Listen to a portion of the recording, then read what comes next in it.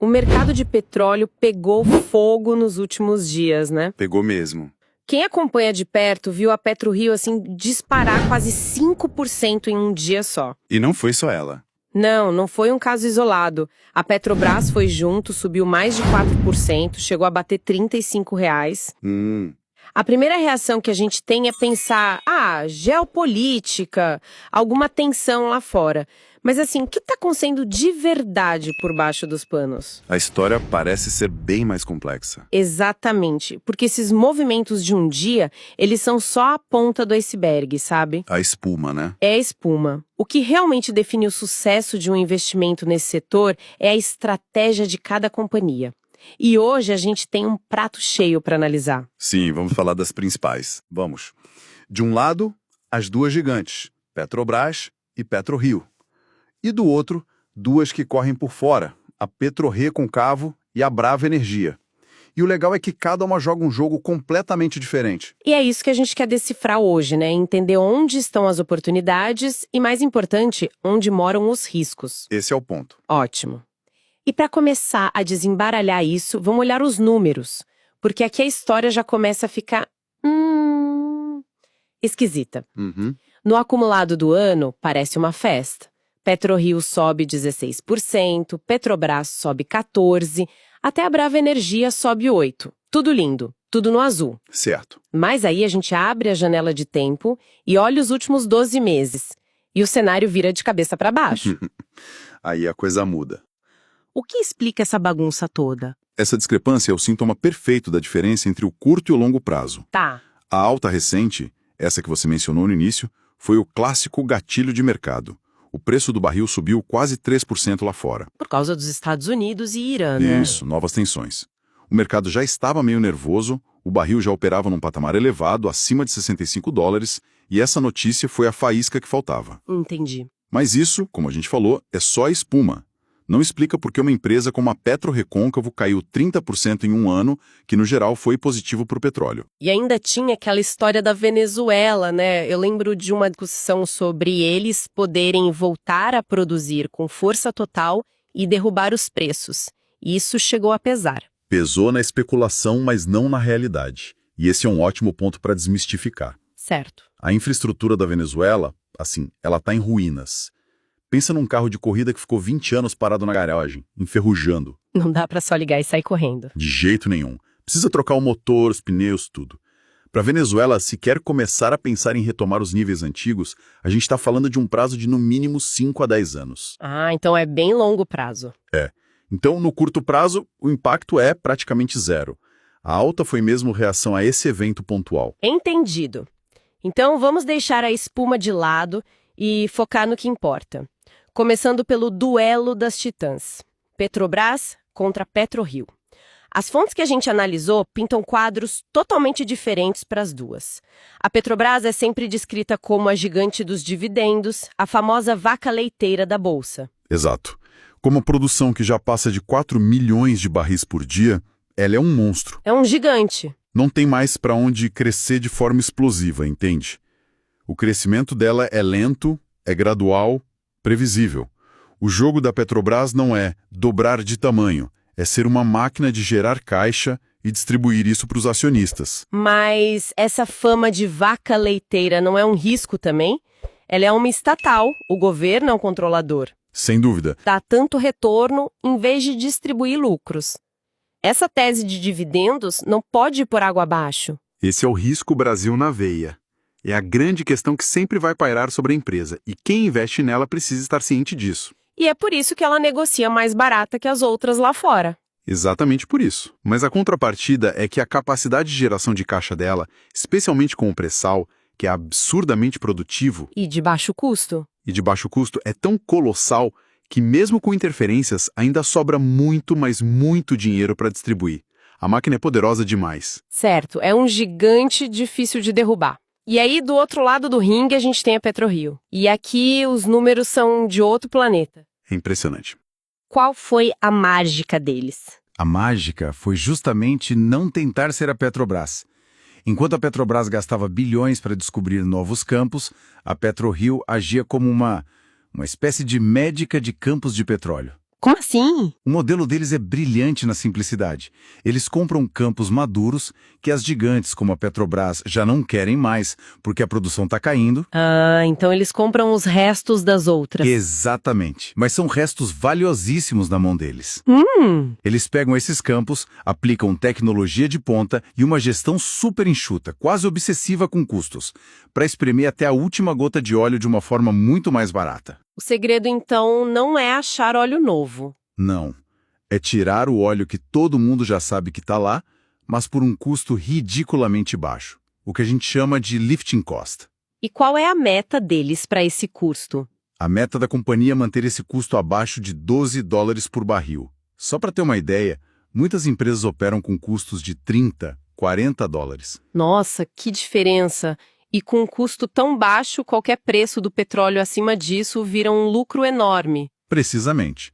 E o resultado disso é que sobra muito mais dinheiro no caixa. Simples assim. E com esse caixa, eles compram mais campos. E o ciclo se retroalimenta.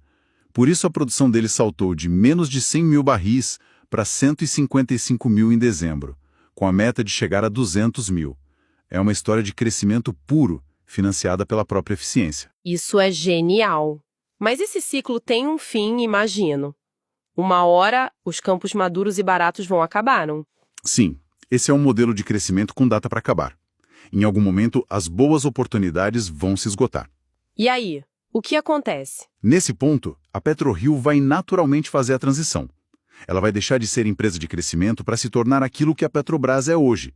Uma gigante estabelecida com custo baixíssimo que vai passar a distribuir todo aquele caixa. Ela vai virar uma super pagadora de dividendos? Exatamente.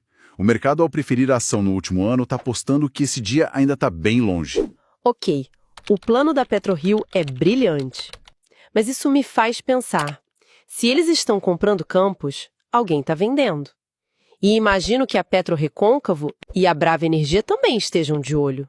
Por que a história delas é tão diferente? Ótima pergunta. É porque, embora estejam no mesmo setor, elas jogam em campos diferentes, literalmente. Ah, é? A PetroRecôncavo, por exemplo, é especialista em campos terrestres, os chamados onshore. A dinâmica, os custos, o potencial, tudo é muito diferente dos campos no mar, que é o foco da PetroRio. E o potencial de crescimento é menor? Nas análises que a gente viu, o consenso era que o potencial de crescimento era mais limitado e, em alguns momentos, a ação parecia cara pelo que conseguia entregar. Entendi. E a Brava Energia? Aqui o caso me parece ainda mais curioso. O material mostra um indicador, preço sobre valor patrimonial, de 0,67. Sim, Para quem não está familiarizado, um número abaixo de 1 geralmente indica que parece uma pechincha, né? Onde está a armadilha? a armadilha nesse caso está em tudo que esse indicador não mostra. E são dois pontos cruciais. Quais? O primeiro é a alavancagem financeira, a dívida.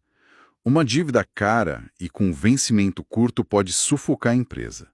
O segundo ponto, e talvez o mais importante, é o custo de extração, o lifting cost que a gente falou. O custo da Brava é mais alto? É significativamente mais alto, muito mais. Ou seja, eles gastam mais para tirar cada barril do chão. Exato. Então pensa assim, com o barril a $80, a PetroRio está nadando no dinheiro. A Brava Energia está ganhando dinheiro, mas a margem dela é muito, muito menor. Ela precisa de um preço sempre nas alturas. Exato. Se o preço do barril cai para $50, a PetroRio continua lucrativa, mas a operação da Brava pode começar a dar prejuízo. É uma aposta muito mais arriscada. Muito. E aqui fica a grande lição do setor. Barato pode sair muito caro. Qualidade e resiliência financeira são fundamentais porque empresas de petróleo podem quebrar. Essa história da Brava ser barata na aparência, mas cara no risco, me leva a uma reflexão mais ampla.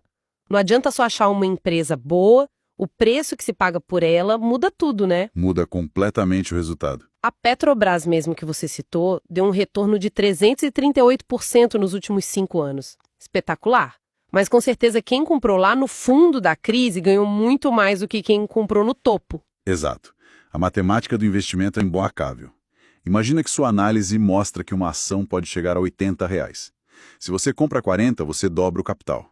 100% de retorno. Certo. Agora, se você paga 50 por essa mesma ação, seu ganho já cai para 60%. Se entrar na euforia e pagar 60%, o retorno potencial é de só 33%. É a mesma empresa, mas o seu resultado é drasticamente diferente. E é por isso que aquela ideia de aportar todo mês na mesma empresa, faça chuva ou faça sol, precisa ser vista com cuidado, né? Precisa ser questionada no mínimo. Lembro bem da euforia de 2022 com o barril a $120. Todo mundo só falava em petróleo. Só. Quem comprou PetroRio, que é uma empresa fantástica, mas pagou R$ 50 por ação lá no topo, demorou muito tempo só para voltar para o 0 a 0. Então, a disciplina de aportar pode ser mais inteligente. Como assim? A disciplina não precisa ser cega, sabe? Em vez de aportar sempre na mesma empresa, mesmo que o preço tenha dobrado, a disciplina pode ser: vou aportar todo mês, sim, mas na oportunidade mais interessante da minha carteira. Direcionar melhor o dinheiro. Exatamente. Se a PetroRio bate R$ 40, que as nossas fontes indicavam como um preço teto, talvez a disciplina mande esperar. E enquanto isso, o dinheiro vai para outra empresa de qualidade que ficou para trás. O dinheiro continua trabalhando, mas de forma otimizada. E o momento atual é de euforia. Sim, impulsionado por especulação e muito dinheiro estrangeiro. Em momentos assim, a paciência vale o ouro. Perfeito. Então, para amarrar tudo que a gente discutiu aqui, o que fica de lição? Primeiro, que o sobe e desce do dia a dia é mais ruído do que sinal, né? Sem dúvida. O que importa é a estratégia de cada empresa.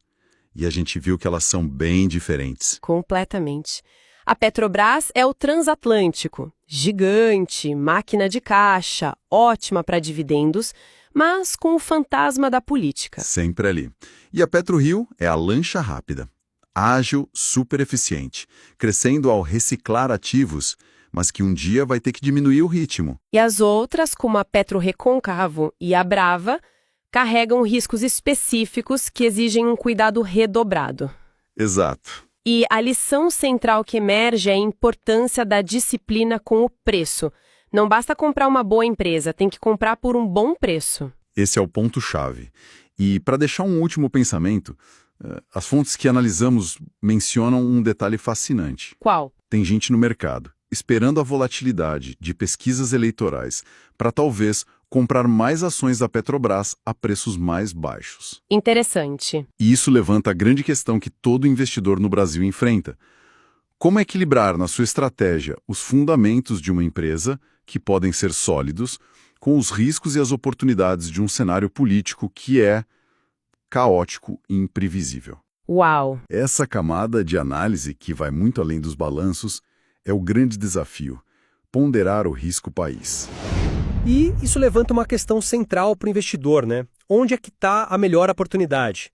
É mais inteligente ficar com as gigantes, as empresas já estabelecidas, ou vale a pena, sei lá, buscar valor nas menores que ficaram para trás? Hoje, a nossa conversa vai ser sobre isso. Eu vou defender que o caminho mais seguro e talvez mais rentável no longo prazo está na qualidade comprovada de empresas como a Petrobras e a Prio.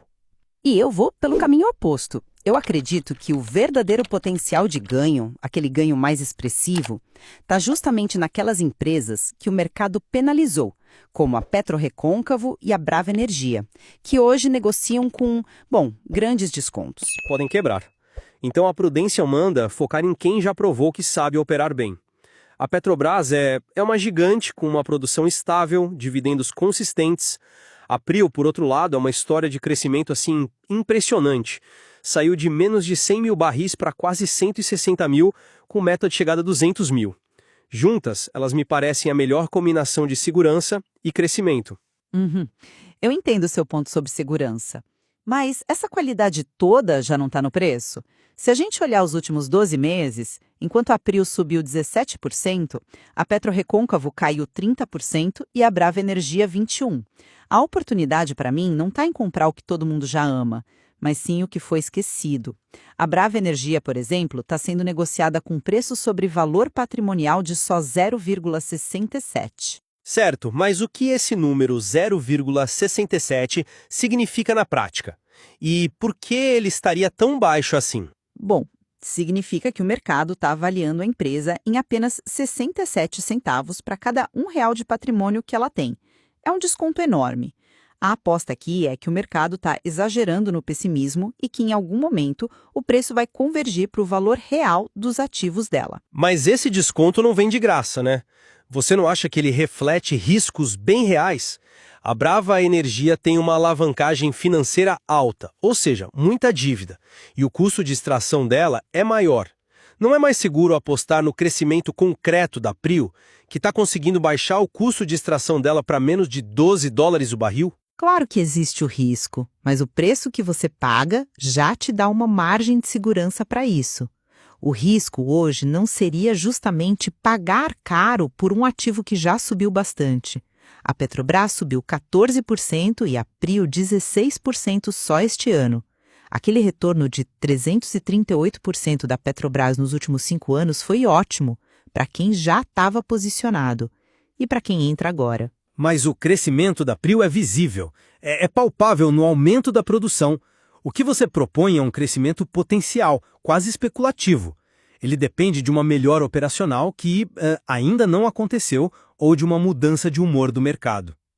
Enquanto isso, a Prio está a caminho de se tornar uma grande pagadora de dividendos, oferecendo um retorno bem claro para o acionista. Mas é exatamente essa clareza que limita o ganho potencial. A lei dos grandes números joga contra a Petrobras e a Prio.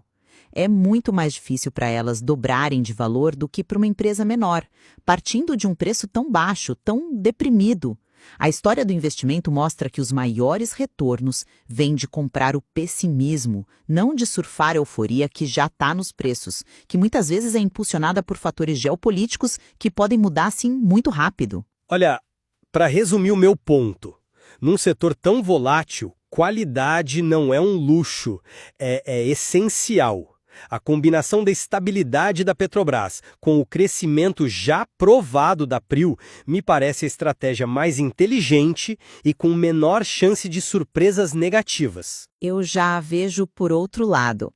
Reafirmo que os grandes ganhos não costumam estar onde todo mundo está olhando. A qualidade das líderes é um fato, mas o preço delas também. A oportunidade de um retorno realmente acima da média, na minha visão, está em analisar o que o mercado deixou de lado, aceitando um risco que parece ser bem compensado pelo desconto atual. No fim, são duas filosofias bem diferentes, né? Uma que prioriza a qualidade para minimizar o risco e outra que busca um potencial de retorno maior exatamente nos ativos que o mercado considera mais arriscados. Cabe a cada um analisar os fundamentos e decidir qual caminho faz mais sentido para os seus objetivos. Esse estudo não constitui nenhum serviço de análise ou recomendação. Este é um mercado de renda variável, bolsa de valores, onde o risco é inerente. Toda e qualquer decisão é de cada investidor. Um abraço e até a próxima.